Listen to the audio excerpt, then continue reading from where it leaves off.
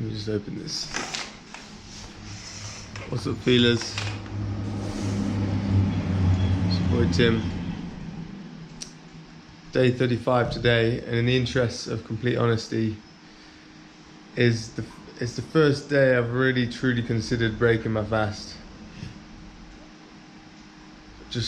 And it's like so dual in my head, like whether I should just break it and get on with the summer, or is that like the fear coming in towards the end? Like I said before, like towards the end of a marathon, you're gonna get tired. You know the end is close now, and you want to break.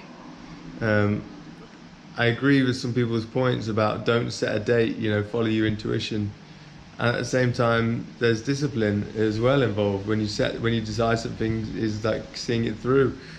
So it's like so many questions in my head.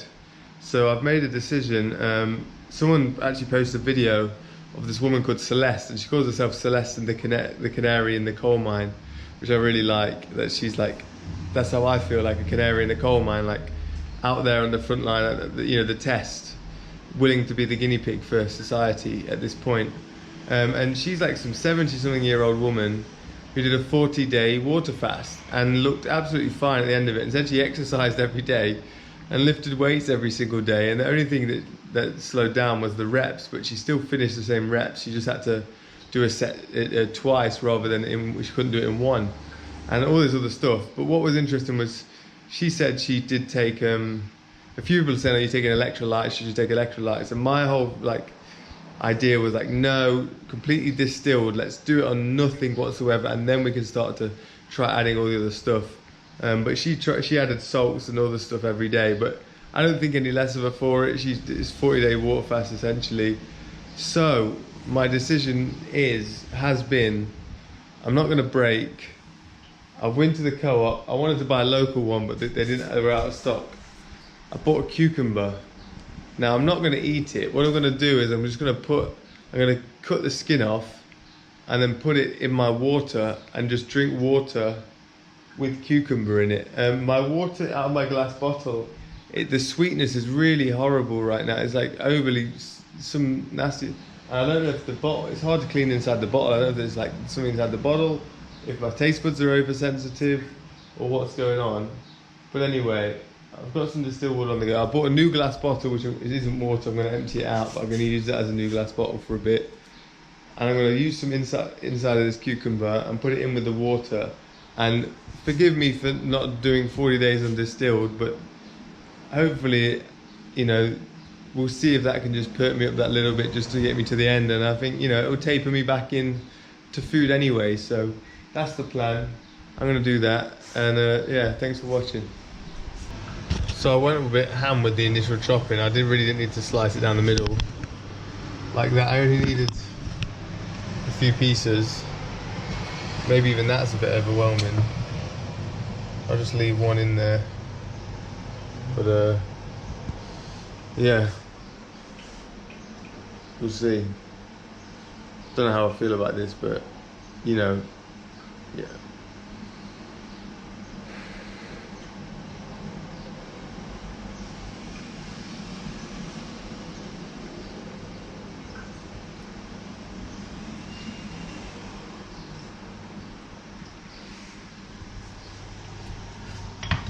There's a little flavour.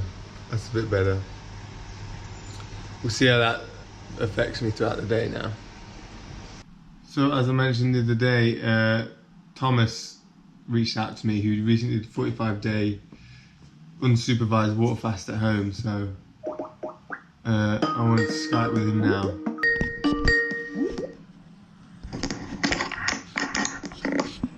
Thomas. Hello there. Hey man.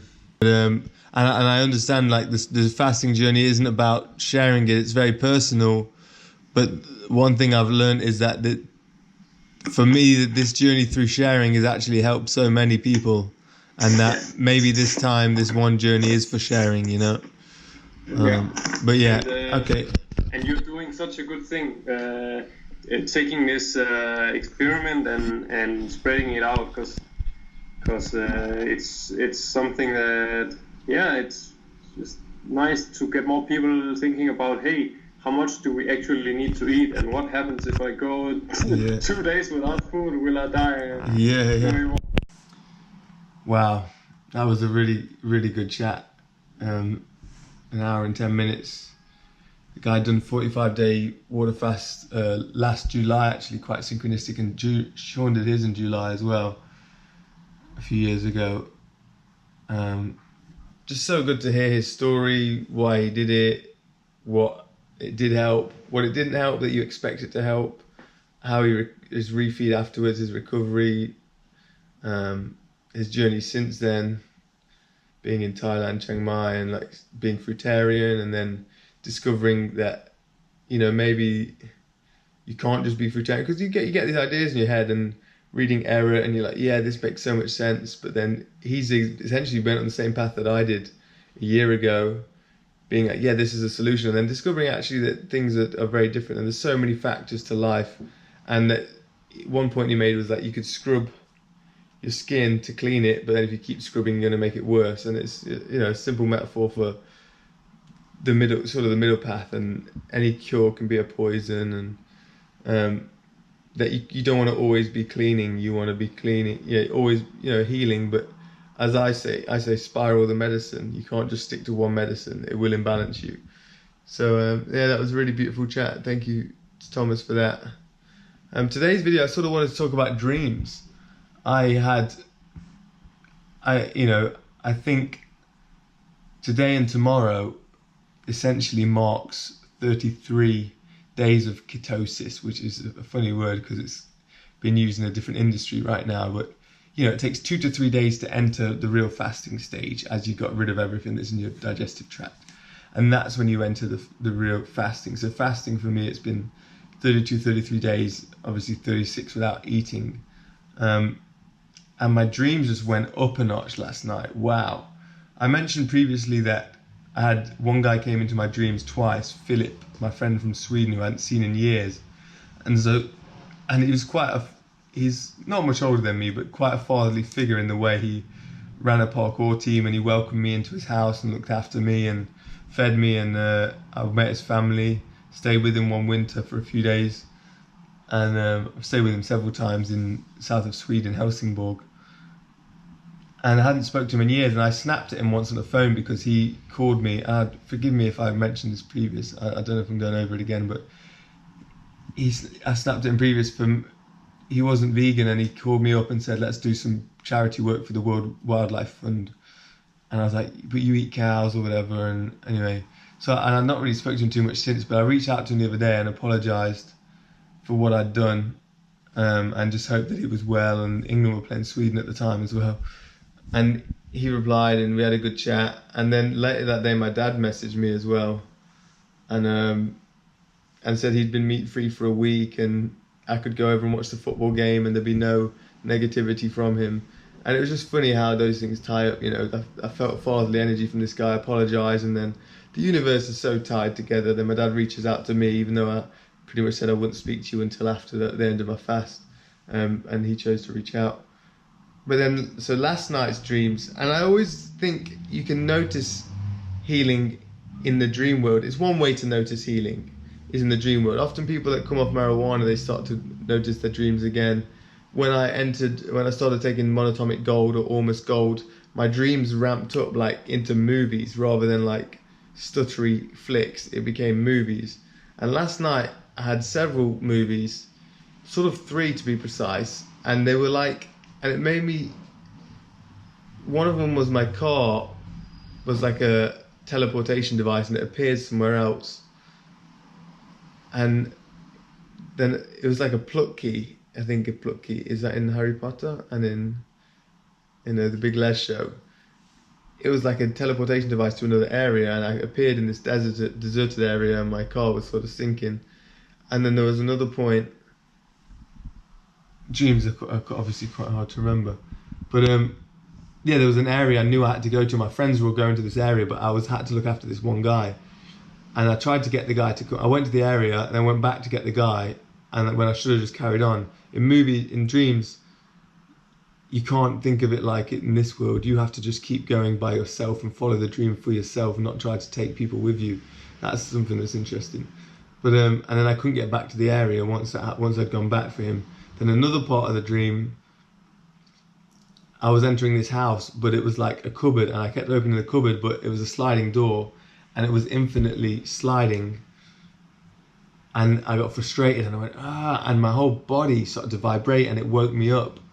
And it was like, wow, okay, you need to be calm in the dream world. And I really think one of the massive things that we lose through our ill health, and it could be, you know, something to do with the teeth being, there's an electrical connection that we lose from being numb through, whether through our gums or wherever, and the pineal being calcified, and electronics all around us, and being not grounded. There's so many things that, and our subconscious being poisoned from the news and TV shows and murder movies and things we watch, through our subconscious being toxified like that.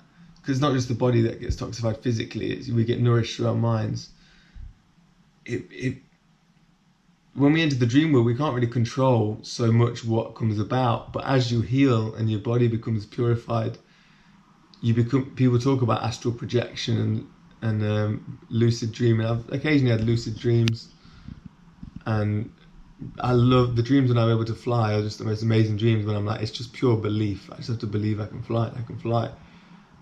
And so when things affect my dreams, I know it's doing something positive to my body, because that's your vessel, your vehicle.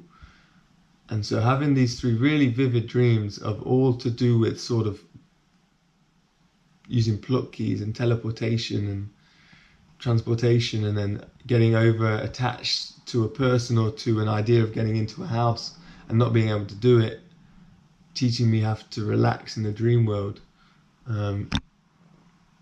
I just find that fascinating, because quite a few people have asked me about dreams, and so I wanted to talk about dreams in this one and just share that experience. I don't know if there's anything more to add. I wanted to add on the teeth stuff. I've had 2 amalgamal fillings in the past, but I had them both changed for white caps years ago. My wisdom teeth at the back have been quite tender, and I wonder why they're called wisdom teeth, and I wonder why we have them removed, and I wonder when we have them removed, what does that do to us? Yes, maybe nothing in this world, but what about in the dream world? How does that affect if we sleep with our teeth connected? And, you know, I think sometimes the mouth is like a video game console, like the N64, where you plug in the cartridge, and we think it's just, you know, for taste. We just put in food onto the tongue, taste, and we swallow it. But I think there's more to the mouth than that. I think there's a lot more, and that's, your tongue is like the insertion thing, and we could put, if we're clear, you know, what if we put crystals on our tongue, close our mouth and go to sleep? Is that like the crystal could be like the game cartridge? These are just crazy childish ideas, but I'm open and sharing with you guys, so I thought I'd share that. But, you know, who really knows what these vessels are for, and if we can end their original state fully charged up, that I believe we've been devolved and removed from. What's our potential? Because we're definitely distracted, and we're definitely limited in from our full potential right now, and we're the ones on the front line trying to fix that. Yeah. But anyway, that's it for me for day 35. I'm going to drink some cucumber water and then some Monday, go about my day. Thanks, guys. Godspeed.